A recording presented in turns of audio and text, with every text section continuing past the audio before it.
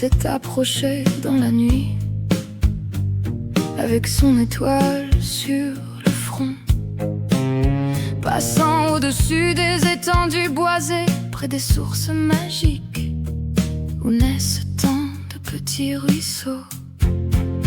Dans la blancheur de la nuit enneigée, cette entité isolée tournoyait dans un ciel glacé, ne pouvant être perçue encore, avec son étoile rouge au front, par nul observateur attentif. Pourtant, il était là, on l'a su plus tard, penchant doucement sa tête dans le ciel, sans même battre ses ailes, à la recherche d'une proie, sans même effleurer de son haleine les ombres flottant au creux des nuages.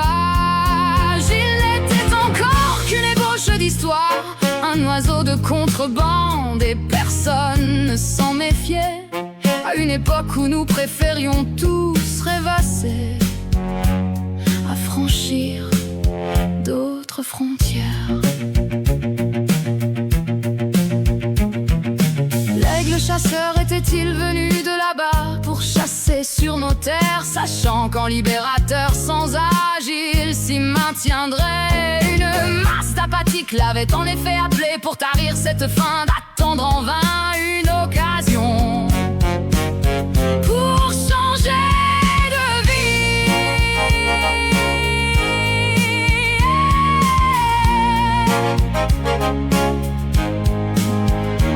Se faufilant aisément depuis les hauteurs, sans même avoir besoin de savoir qui séduire, il n'avait qu'à aller au bout des gestes entrepris, s'appuyant sur l'ignorance diffuse pour être suivi, puisqu'en s'élançant il avait vu l'excellence de son futur.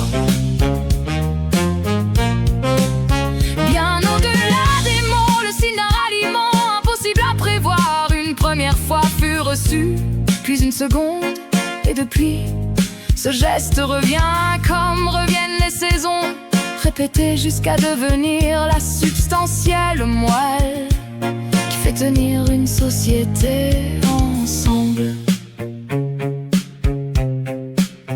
Moi, pas plus que les autres, je n'avais de crimes fâcheux sur la conscience.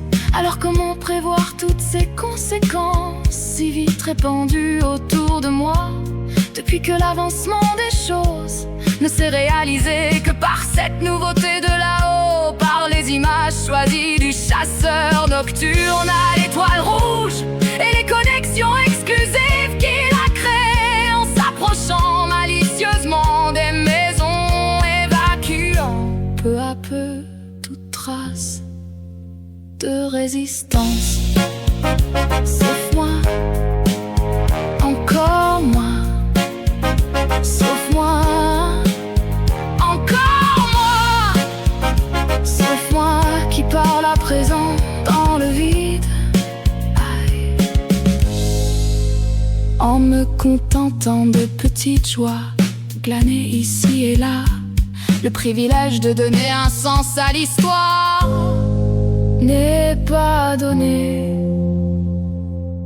à tous.